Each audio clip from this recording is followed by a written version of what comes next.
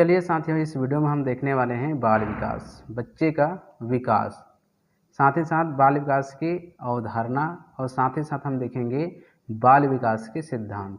आपको बताना चाहूँगा साथियों, मेरा वीडियो लगातार बन रहा है, समय बहुत कम है, तो आप जो है किसी भी तरह से समय निकाल कर वीडियो ज़रूर देखें। नोट्स नहीं बना पा रहे तो केवल सुने ज़रूर, लेकिन आपसे कहना चाहूँगा आप जो है केवल ईयरफोन लगाकर ज़रूर सुने, क्योंकि आवाज़ आपको जो भी सुनाई देगा ईयरफोन लगाने के बाद या हेडफोन जो भी आप लगाते हैं लगाकर सुने। और आपसे निवेदन है, अभी मेरे पास पीडीएफ उपलब्ध नहीं है, तो पीडीएफ के बारे में ज़्यादा मैसेज ना करें। यदि जैसे उपलब्ध होता है मैं खुद जो है यूट्यूब पे आके ज़रूर बताऊंगा और ज़रूर दूंगा।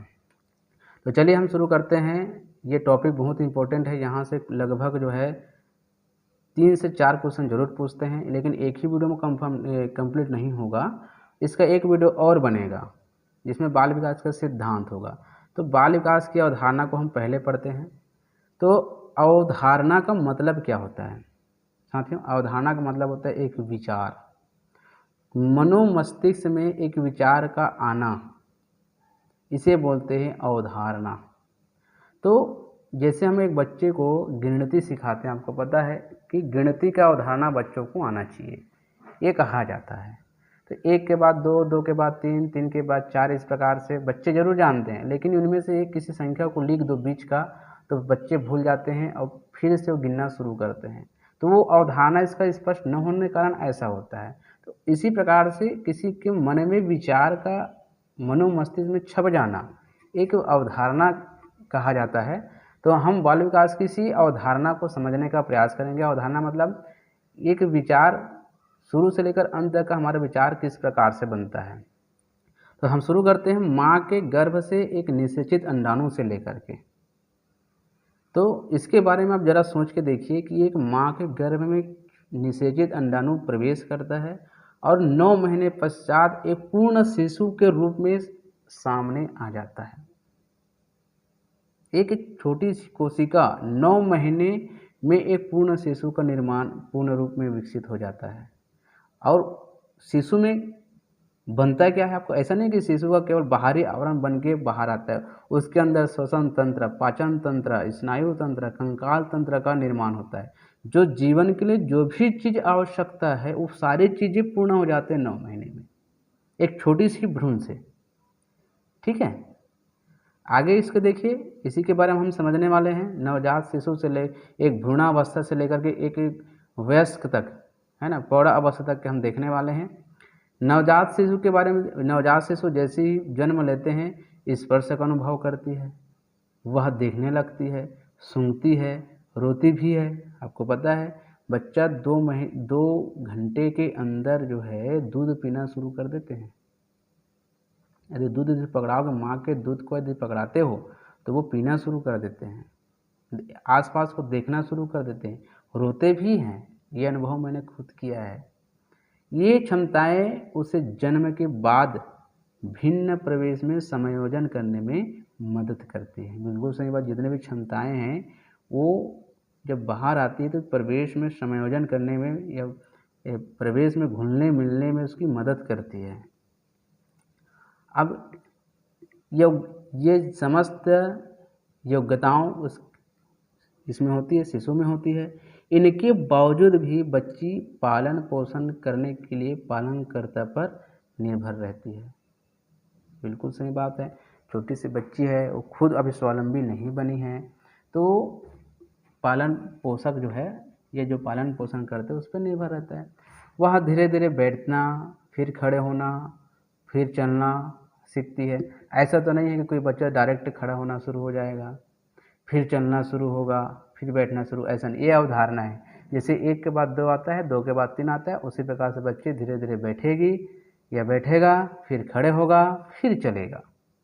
अब उसके बाद देखिए भोजन कर, ऐसा नहीं कि डायरेक्ट वो कपड़ा पहनना नहीं सीखती, फिर सबसे पहले भोजन करना सीखती है, हाथ में पकड़ना सीखेगा, भोजन करना, फिर कपड़ा, आवश्यकताओं को शब्दों में व्यक्त करना भी सीखती है। ये धीरे धीरे होती है, एक के बाद एक होता है। ऐसा नहीं कि अब पहले आवश्यकताओं को व्यक्त करना सीखेगा फिर भोजन करना सीखेगा, नहीं, ये अवधारणा है, धीरे धीरे ही होगा, अब एक क्रम में ही होगा।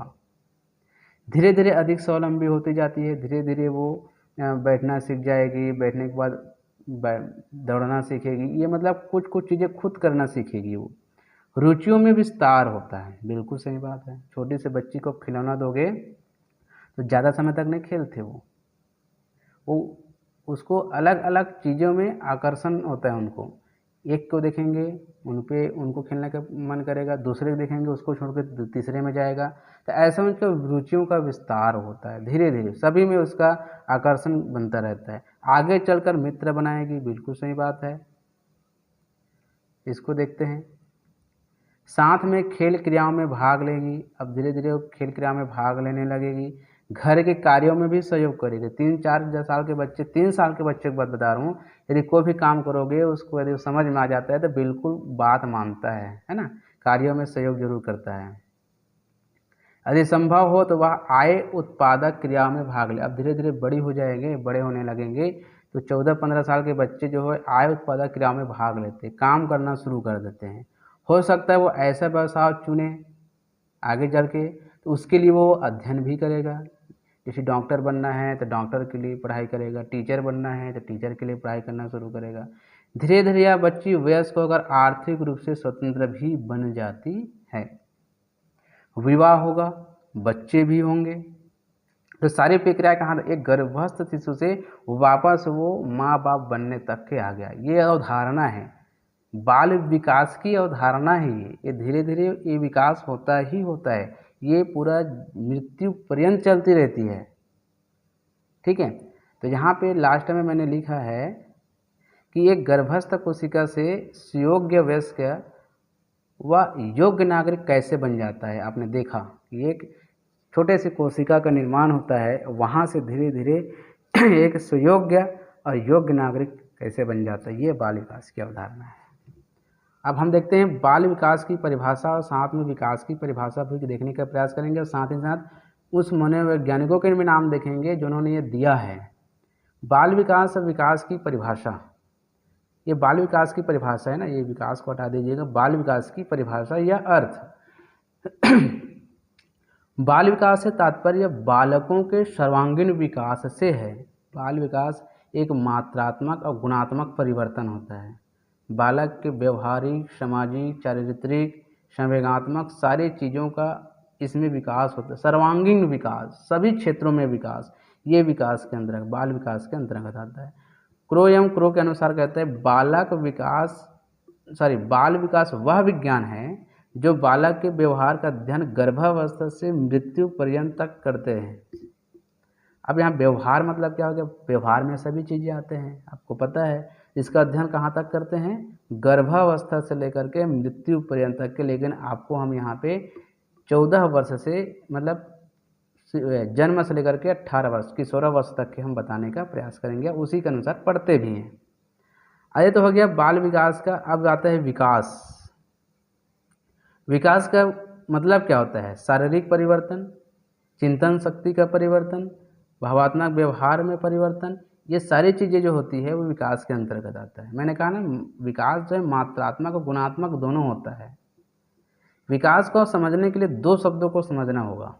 यदि विकास को आप समझना चाहते हैं तो 2 लोगों को आपको पहले समझना होगा। एक तो होता है प्रगतिशीलता, एक तो होता है क्रमबद्धता। ये विकास के 2 शब्द है जो इसी से बना हुआ है, मतलब दोनों शब्द जो है विकास में निहित है।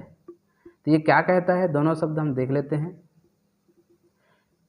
विकास बच्चों के घुटनों से लेकर अपने पैरों से चलने तक और बबलाने तक का विकास पर विचार है। प्रगतिशीलता का मतलब क्या होता है, बच्चे जब घुटना में चलना शुरू करता है, घुटने को बल से लेकर के पैरों से चलने तक, भाई पैरों में चलने तक का विकास होगा।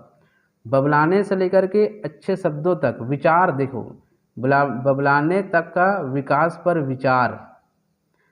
तो ये कहता क्या है, पहले से अधिक जटिल, उत्कृष्ट और अधिक प्रभावशाली होता है। सीधी सी बात है, एक बच्चा जो है घुटनों पे चल रहा है, उसके बाद अपने पैरों में चलेगा, तो सीधी सी बात है पहले से अधिक जटिल, उत्कृष्ट और अधिक प्रभावशाली होगा।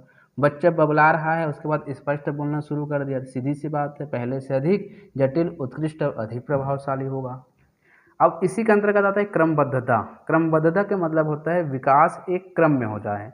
ऐसा नहीं कि कोई बालक डायरेक्ट चलना शुरू कर दे, ऐसा विकास कभी नहीं होगा।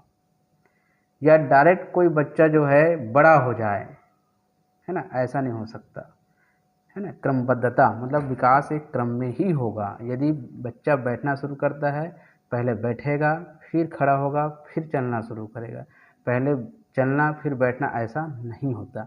विकास का अभिप्राय मात्रात्मक और गुणात्मक परिवर्तन होता है, इसको ध्यान रखिएगा। अब एक वैज्ञानिक ने फिर इसके बारे में बताया विकास का। मनोवैज्ञानिक मुंडरो के अनुसार हम देखते हैं, विकास परिवर्तन की श्रृंखला की वह अवस्था है, विकास परिवर्तन श्रृंखला की वह अवस्था है जिसमें बच्चा भ्रूणावस्था से लेकर प्रौढ़ावस्था तक गुजरता है ना, विकास कहलाता है। ये विकास को हम कहाँ तक देख रहे हैं? प्रौढ़ावस्था तक। किसके अनुसार? मुंडरो के अनुसार। विकास की प्रक्रिया में होने वाले परिवर्तन वंशानुक्रम से प्राप्त गुणों तथा वातावरण दोनों का ही परिणाम होते हैं। ध्यान रखिएगा, इसको डायरेक्ट प्रश्न पूछा जा चुका है ना, डायरेक्ट प्रश्न पूछे जा चुके हैं इसके बारे में। अब उम्मीद करता हूं कि ये कथन को जो है पूछ सकते हैं आपको कि विकास की प्रक्रिया में होने वाले परिवर्तन वंशानुक्रम से प्राप्त गुणों तथा वातावरण दोनों का ही परिणाम है, किसने कहा था? ऐसा आपको पूछ सकते हैं। पहले वाला प्रश्न पूछा चुका है कि विकास की प्रक्रिया है, विकास की प्रक्रिया इस प्रकार से पूछा गया है, तो इसमें जो संबंध है या विकास का परिमाण है, विकास परिणाम है, किसका परिणाम है? वंशानुक्रम और वातावरण दोनों का परिणाम है। ये डायरेक्ट प्रश्न पूछा जा चुके हैं। अब आता है विकास की अवधारणाएं। विकास की अवधारणा, यहाँ पे हम 12 अवधारणाएं पढ़ेंगे, विकास का सिद्धांत 12 सिद्धांत पढ़ेंगे। इनमें से 12 सिद्धांत में आपको केवल इस वीडियो में आपको 6 सिद्धांत पढ़ेंगे। 6 सिद्धांत बहुत ज़्यादा इंपॉर्टेंट है। उसके बाद जब नेक्स्ट पार्ट में पढ़ेंगे तो वहाँ भी आपको इससे बेहतरीन अब इससे अच्छे सिद्धांत आपको देखने मिलेंगे, क्योंकि उधर जो है पूरा लंबा टॉपिक बनेगा और उसमें बहुत सारे प्रश्न पूछे जाते हैं। तो पहला विकास का सिद्धांत पहला है सतत या निरंतर विकास का सिद्धांत। ये सिद्धांत को भी डायरेक्ट पूछा जा चुका है, कई बार पूछे जा चुके हैं। एक एक साल के अंतराल में प्रश्न पूछते हैं कि विकास सतत एवं धीमी धीमी गति की प्रक्रिया है, या विकास सतत और धीमी धीमी चलने वाली प्रक्रिया किसने दिया है? तो विकास की प्रक्रिया अबाध गति से चलती रहती है, यह गति तेज या मंद होती रहती है। किसने कहा था? स्किनर ने कहा था। ये बिल्कुल याद रखिएगा। उदाहरण के लिए, जैसे बालक के प्रथम 3 वर्षों में बालक के विकास की प्रक्रिया बहुत तीव्र होती रहती है, यह सिद्धांत मानव विकास का सबसे प्रमुख सिद्धांत है।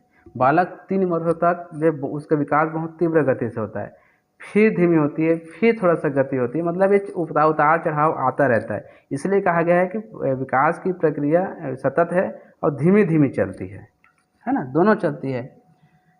तो अब सही बात है कि कोई बच्चा जो है प्रथम 3 वर्ष में उसका विकास बहुत तेज़ी से होता है, मतलब 3 महीने में पलटना सीखता है, 7 महीने में बैठना, दांत का आना, फिर घुटनों के बल चलना, खड़ा होना, फिर बबलाना, है ना, फिर स्पष्ट बोलना, ये धीरे धीरे चलता रहता है। 3 साल तक की आपको देखेंगे तो बहुत ही ज़्यादा विकास होने लगता है बच्चों में।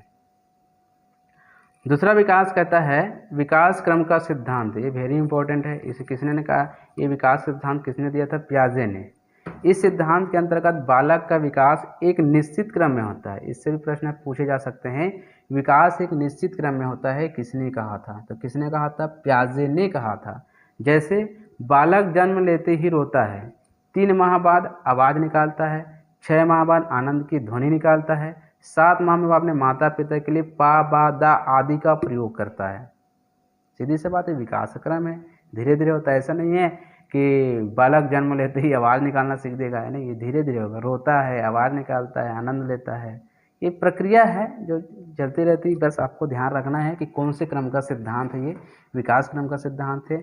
तीसरा नंबर देखते हैं विकास की विभिन्न गति का सिद्धांत। आप सबको पता है कि प्रत्येक बच्चा का विकास जो है भिन्न भिन्न गति से चलती है, एक ही गति से नहीं चलती। सबका विकास की गति जो है भिन्न भिन्न होती है। अब कोई भी बालक का हम उम्र को देख लीजिए, इसका विकास जो है प्रक्रिया तो सेम है, लेकिन विकास की गति धीमी धीमी होती है। जैसे उदाहरण के लिए एक बच्चे का 7 महीने में दांत आ जाएगा, तो किसी बच्चे का 7 महीने में दांत आता ही नहीं है। कोई बच्चा 3 महीने में पलटना सीखता है, तो कोई बच्चा 3 महीने में पलटना नहीं सीखता है। कोई महीने 7 बच्चे में बैठना सीखता है, तो कोई बच्चा 7 महीने में बैठना नहीं सीखता। ये विकास प्रत्येक बच्चों की गति विकास की गति धीमी होती है, सॉरी भिन्न भिन्न होती है।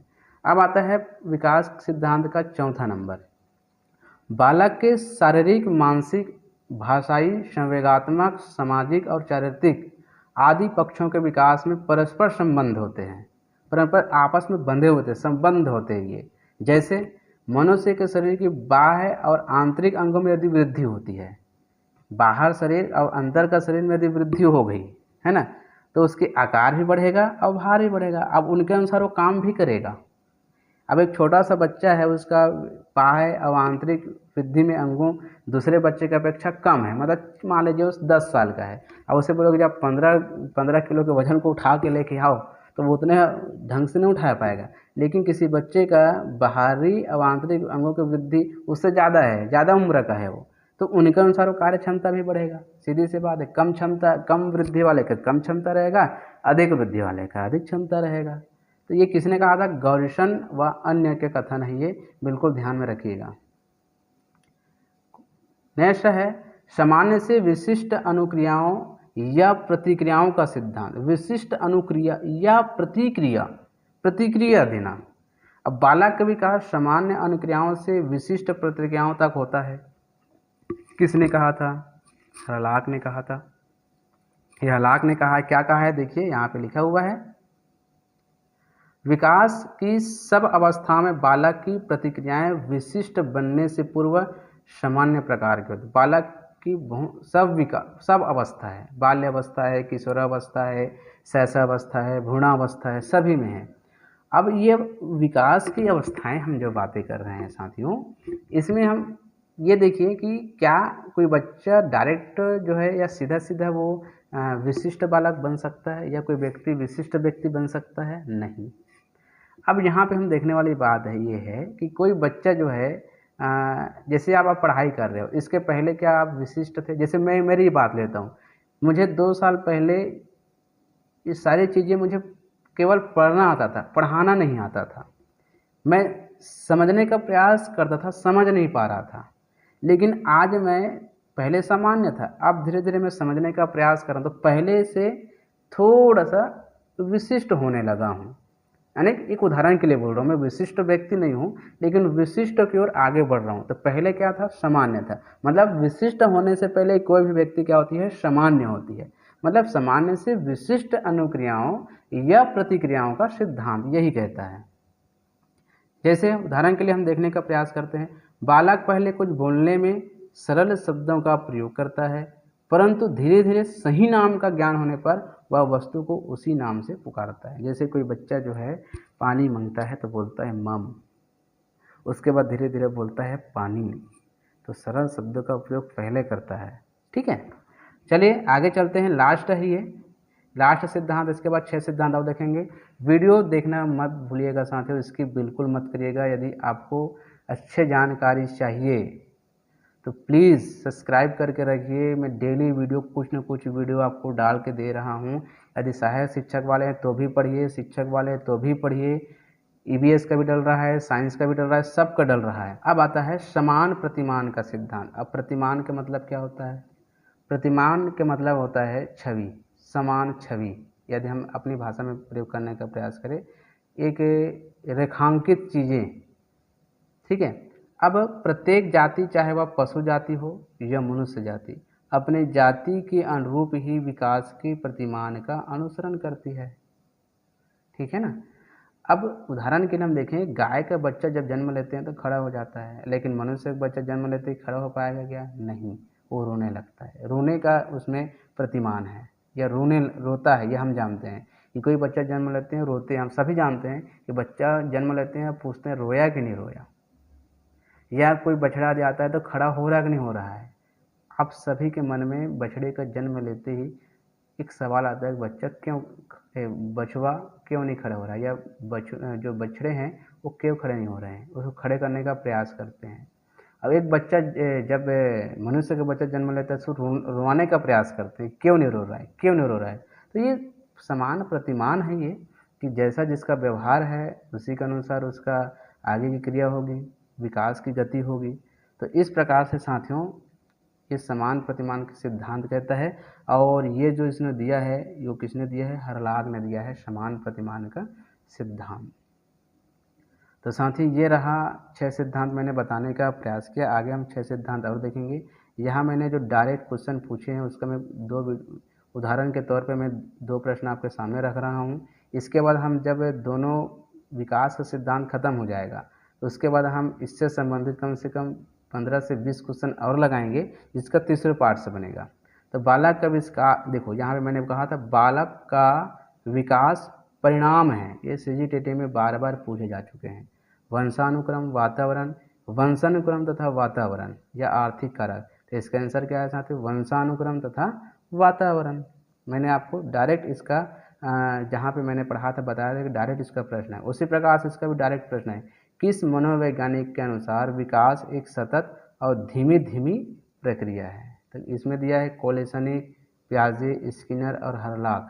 तो इसका आंसर आप मुझे इसका आंसर आप कमेंट बॉक्स में ज़रूर दीजिएगा कि इसका आंसर कौन सा होगा, कि किस मनोवैज्ञानिक के अनुसार विकास एक सतत और धीमी धीमी प्रक्रिया है।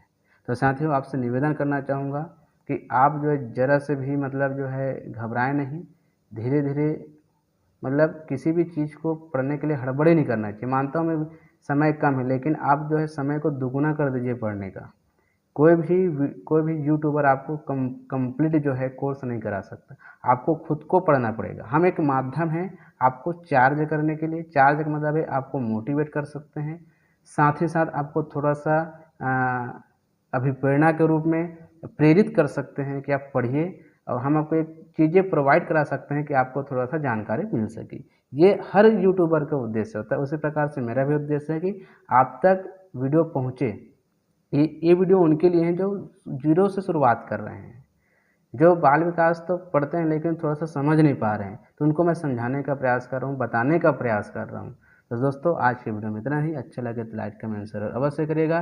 बाकी वीडियो देखने के लिए डिस्क्रिप्शन बॉक्स में लिंक दे रहा हूँ, वहाँ से आप जाके बाकी वीडियो भी आप देख सकते हैं। गणित, विज्ञान, पर्यावरण, है ना, सारी चीज़ें आप देख सकते हैं। तो दोस्तों थैंक यू।